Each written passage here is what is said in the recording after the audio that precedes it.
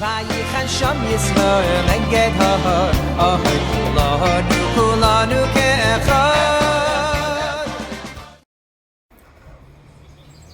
Hi, my name is Yakov Horowitz, and I'm really honored and privileged to be part of the beautiful Vayichan Program. It's just such a wonderful idea to get people together from around the world and prepare for Shavuos. I want to thank Rabbi Tarragon, the staff at Yeshivat HaKotel for including me and for running the program. My title is Welcoming Our Socially Isolated Teens and Adults. And forgive me, please, I'm sure that all the other speakers are going to be speaking very inspiring thoughts, and I look forward to listening to many of them. But because I deal with teens at risk and abuse survivors and the like, I really felt compelled, especially with this COVID, reflecting upon this COVID-19 coronavirus situation that we're still dealing with, and halavai it should end soon. I felt it was speaking to me, and it was something that I should share with you. Ki ish echad b'lev echad is such a beautiful concept. It means that we're all together, and we join at this simcha. You know, the Svarim compare Kabbalah Torah to a chuppah, where Chassan and Kala get together. The Torah is the Kedushin, according to some Svarim, but that's the concept. We're getting together and we're celebrating our oneness with HaKadosh Baruch Hu and committing to a life of learning His Torah. And, you know, when I was thinking of it, preparing for this talk, what kept thinking in my mind is everybody should be there. Everyone. When we run a wedding, a simcha, we want every single member of our family there.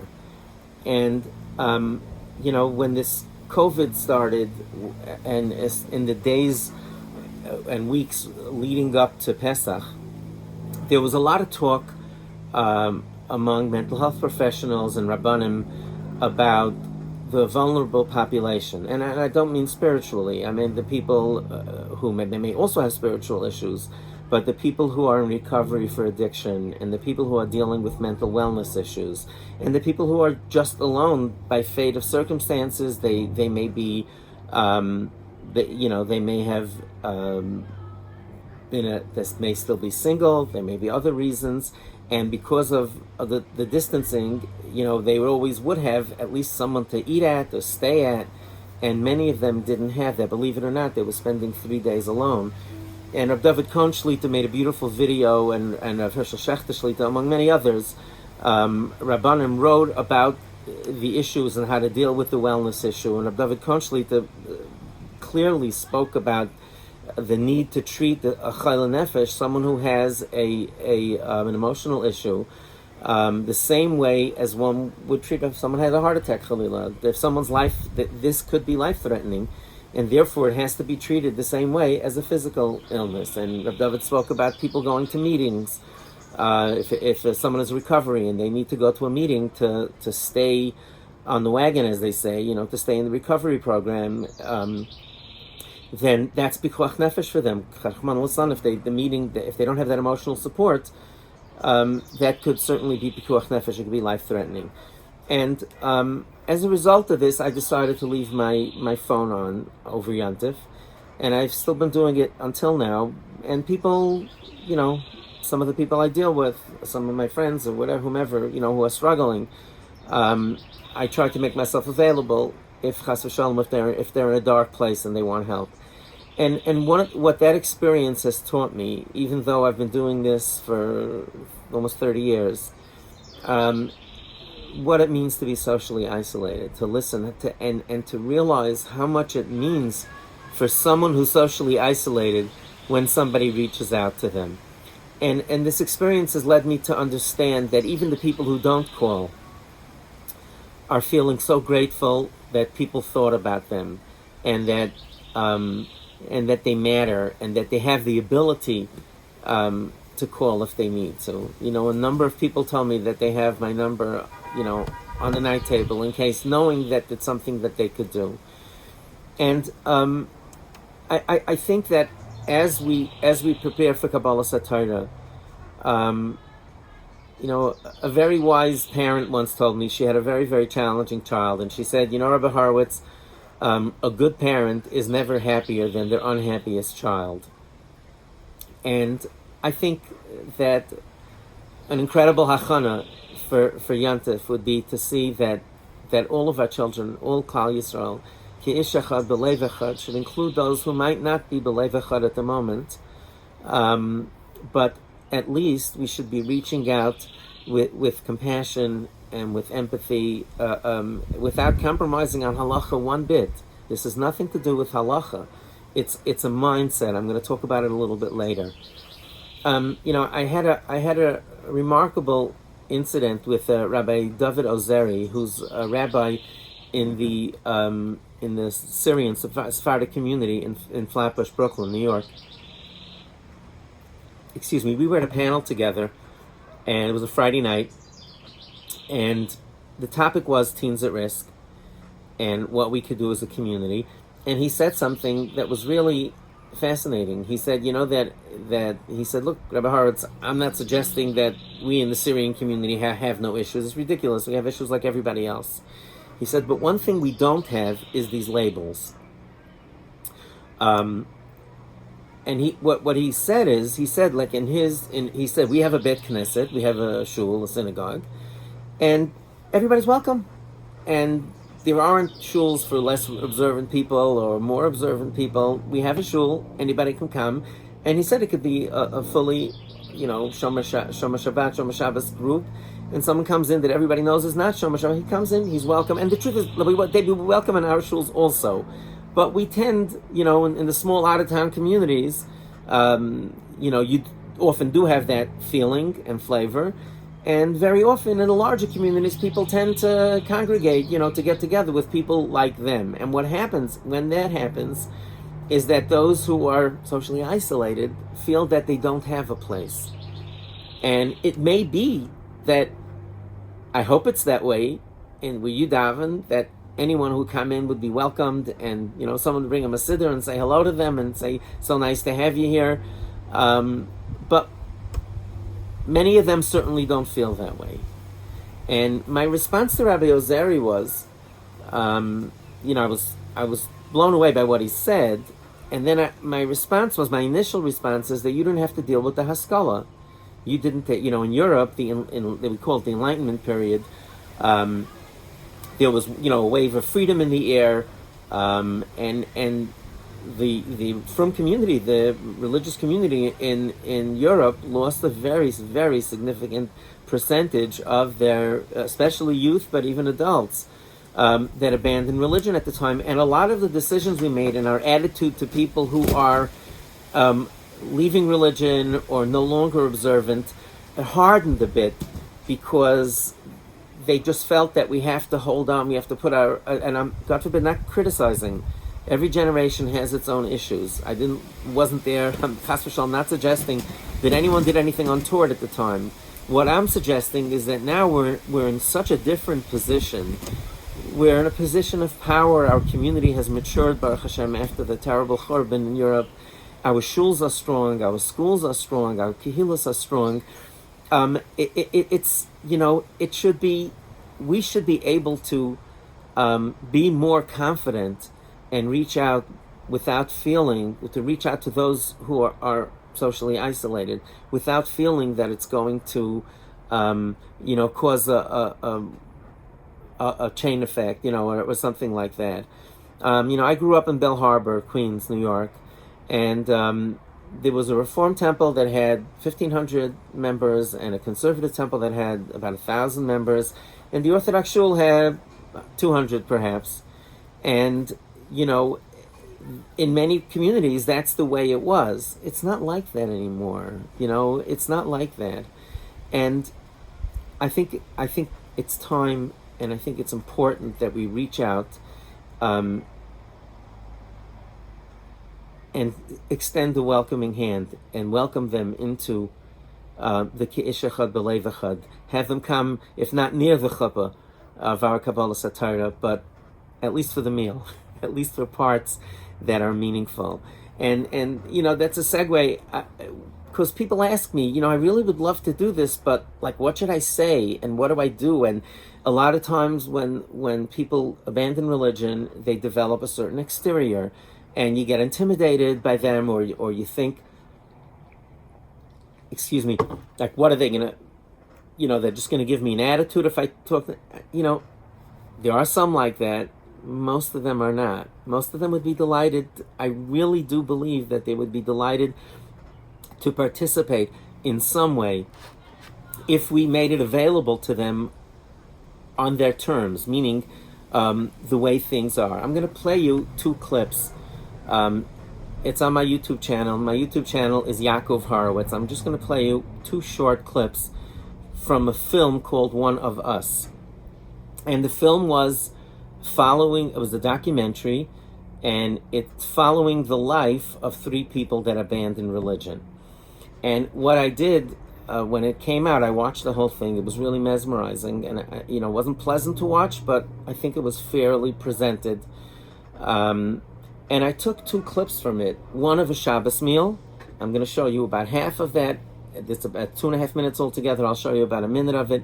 And then I'm going to show you a second clip of the interaction of one of the 3. His name is Luza Tursky, coming back to Muncie and meeting a Hasidic gentleman, an elderly Hasidic gentleman, that he was conversing with. Now, the Shabbos meal first, and the backstory is that you see a group of young men and women, not observant, many of them coming from Hamish homes, having what you would look at without knowing is just an enjoyable, beautiful Shabbos meal together. And the part that I'm going to show you now, one of them says, they started singing. Parenthetically, the song selection it hurt me very much when I heard it. The song selection that they were singing, and this clip anyway, was Keli Lama Azaftani, Hashem, why have you abandoned me? It's a beautiful song. It's a there's some Yiddish words to it. Efek Estef and Got Lamu, that our Chazal say, some interpret that Esther said that, Esther Hamalka, Queen Esther, when she went into Achashverosh, but that was the song that they picked of all the others. I'm not sure that it was even intentional. Hashem, why have you abandoned me? But my point is here, you see how they really are enjoying their Shabbos meal. And one of them says to the others, come on, get into it. It's beautiful. You got to come. And it cuts to the end. Luzatursky is one of the 3. And there's a clip of him saying, do you miss it? Of course, I miss it. I miss it very much. I'm always going to miss it. But when you start asking questions, you want... Okay, let's leave everything out and just come into it. This is amazing. Join it. This is the best thing ever. This is the best thing ever.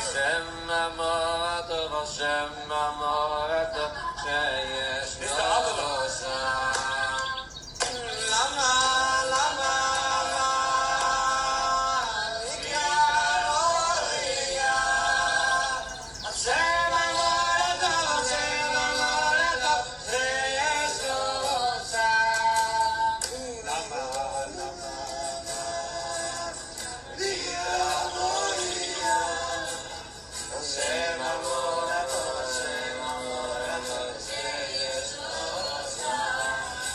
I do miss it. This communal experience. I don't think I'll ever stop missing it. But the more of a seeker you are, the more of a questioner you are, the more likely you are to leave. And that's what I've heard from so many people, that they love that communal experience, but they've left, and they feel, again, rightfully or wrongfully, many of them feel that they just don't fit in anymore. And that's where Rabbi Ozeri comes in, and that's where this talk comes in, to try to change our attitudes of thinking about them as people who would like. Many of them won't want to participate. I'm not suggesting that they will. I would suggest that most, certain my experience is that most of them would. And the second clip, this fellow who by the way, the Keli Lo Mazaftani was the first half of that song. They were actually just winding that down. Now, this clip is really remarkable. There's an elderly Hasidic fellow, and it's clearly Luzu was complaining about how some of the people treated him when he was there, and when he sees this fellow, his eyes light up, and they have the conversation, and in the middle of the conversation, Luzu just like switches and says, "Do you care if I'm happy? Do you care if I'm happy?" And you see that they were bantering the whole time. Again, it's on my YouTube page. I would encourage you to look it up. On each of the two clips, I gave 20 minutes of commentary of Mefarshim. So I'm just giving you the cliff notes now. If you'd like to look it up, just go to YouTube. One of us under my name, Yakov Horowitz, you'll find it. And Luzu gets really serious. He says, "Do you care if I'm happy?" And what he really was asking, and that's my answer to those of you who don't have experience, in this world, and you're wondering what to say and how to do it, and will I feel uncomfortable or not? He was asking, do you care about me, or do you just care about my religious component? Another kid I dealt with a lifetime ago, I'll never forget it. He was talking to me. He wasn't observant. He wasn't keeping Shabbat, and he told me. He said, Rebbe, he said, everybody's worried about how God's feeling about my lack of observance on Shabbos. Why don't they ask me how I feel about it? Everybody's worrying about God. Why don't they worry about me, how I'm doing? I'm not keeping Shabbos. Obviously, I'm in a rebellious phase, but like, they ask me how I'm doing. Did I have a meal to eat? How am I doing? Do I have a place to stay? Is there anything I need in my life? And you see this Hasidic guy, when he says, do you care if I'm happy? He gets very serious. I spoke to him, and I checked it out. And he mentions another person, Chaim Meyer. I checked them out. And what happened was they used to daven together, and Luzu would banter with them. And this guy, you see, he says, immediately, he says, do you care if I'm happy? He says, yes, I do. And he says, you remember, I always told you, you'll see him say later, he said, whatever derech you choose, it's in Yiddish, so you might not, whatever derech you choose, this is so instructional, Rabbi Say. Ladies and gentlemen, this is so instructional.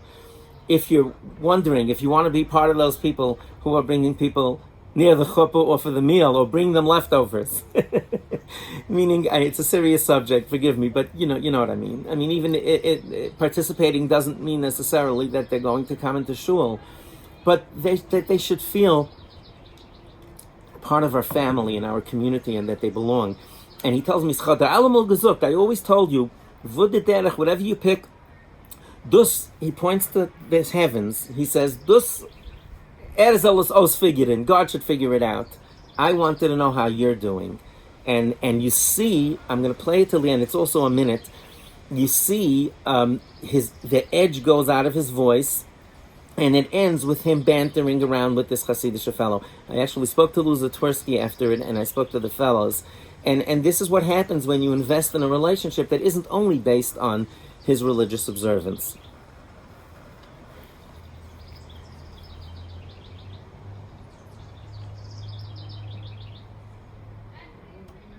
Hope we don't have technical. Okay. You care if I'm happy or not? Yes.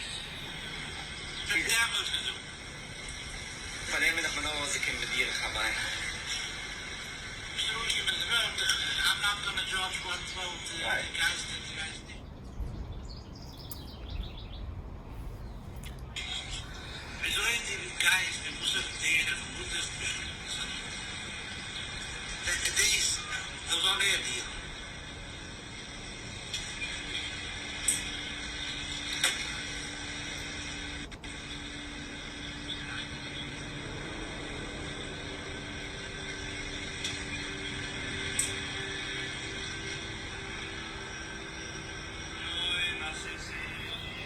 That actually is right before the you can hear Yom HaShishi. That was before the Shabbos clip.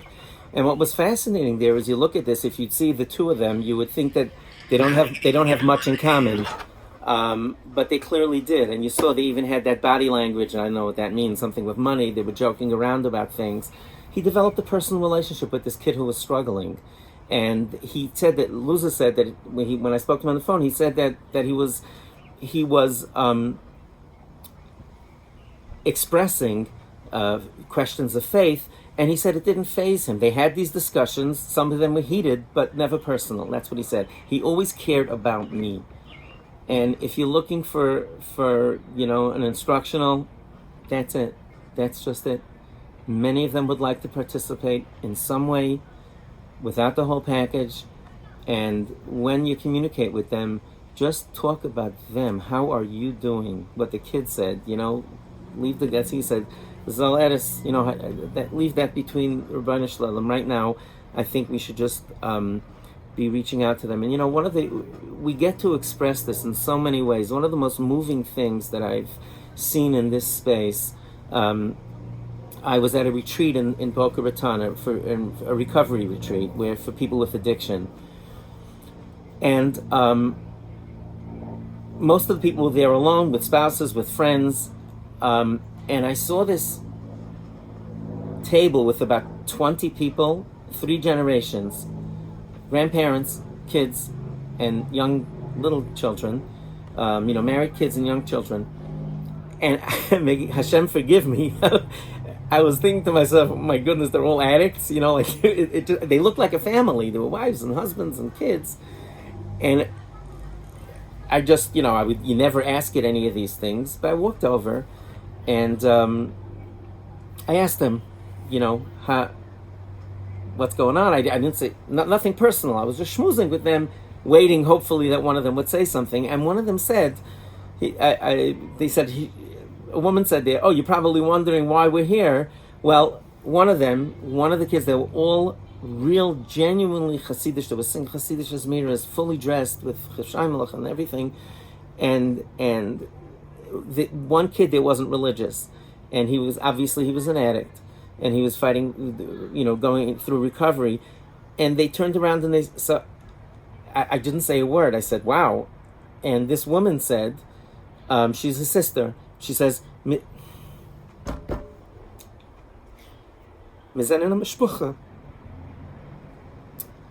a family. She says, mishpuchas do things together. Is that when we don't have addiction, but if he's here, we're here. What a statement. Chazal say, that Hashem goes to Galus when we go to Galus, to exile. And that's really, ultimately, the most incredible message that we can to give to kids who are having a difficult time. We're here with you. And the nomenclature, the wording, becomes a little bit problematic. And I just want to spend a minute talking about it, because it really is important, because there's a lot of confusion between, I picked a few English words, tolerance, empathy, compassion, acceptance. They sound the same as like a word salad. And it's not really clear what that means. And very often, people think that when you're there supporting somebody, it's as if you're acknowledging what they're doing or supporting what they're doing. It's not the case. These words mean different things. I wanted to make like a dictionary. This means this. What say? Empathy means that I don't agree with what you're doing, but that we should all start using the same words. But it really becomes a mishmash, especially with certain things, and that means, I spend Rosh Hashanah, my wife and I have been volunteering the last 8 years. We spend Rosh Hashanah and Kippur with people in recovery, a few hundred people, Jewish people who are in recovery, with a program called Madregos.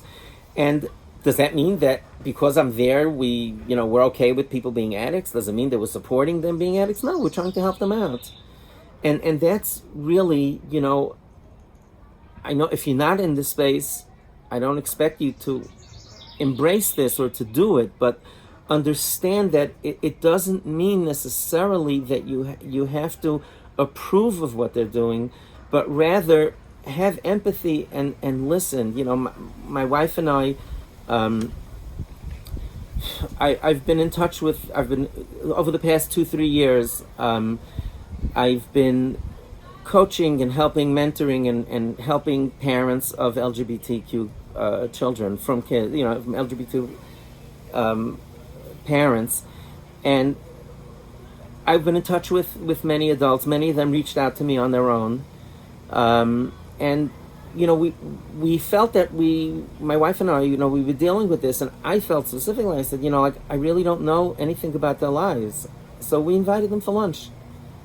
Does that mean that, no, halacha is halacha, the Torah is the Torah. And the struggles that they're dealing with are their struggles, and many of them would love to stay in the community. It's so complicated. Not for now, for sure.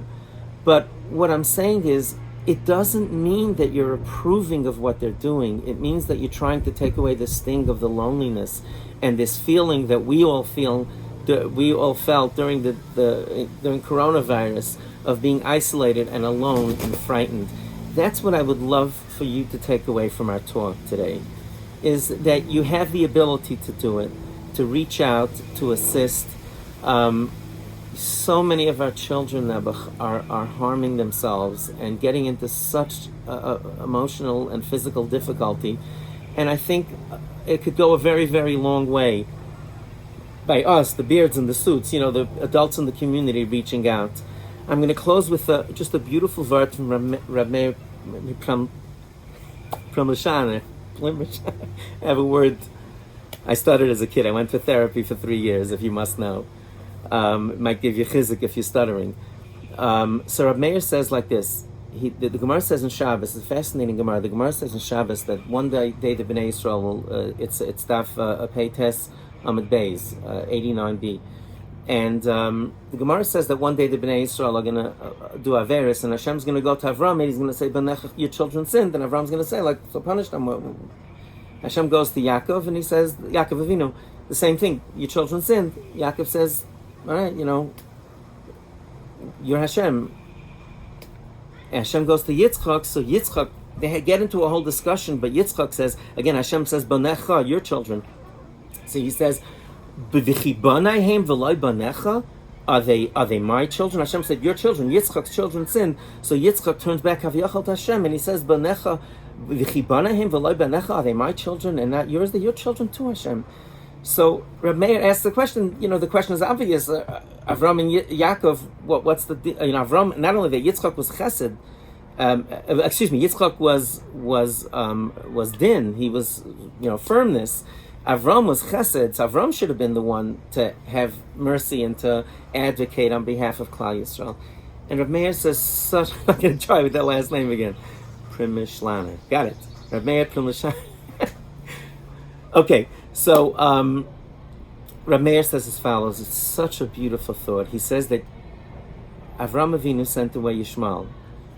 Yakov had Tsar Gidel Bottom, as we say, he had issues, challenges raising his children, but basically they were all on the straight and narrow. Yitzchak had Esav at home. So Yitzchak was uniquely positioned, Rav Meir says, to advocate for the Jewish people, for Klal Yisrael. And he told Hashem, V'chibanehim v'lo banecha, Hashem, they're your children too. He said, I didn't send Esav away. Hashem, you sent me Esav. I didn't send him away. I kept him at home, and I loved him. Don't do this. Don't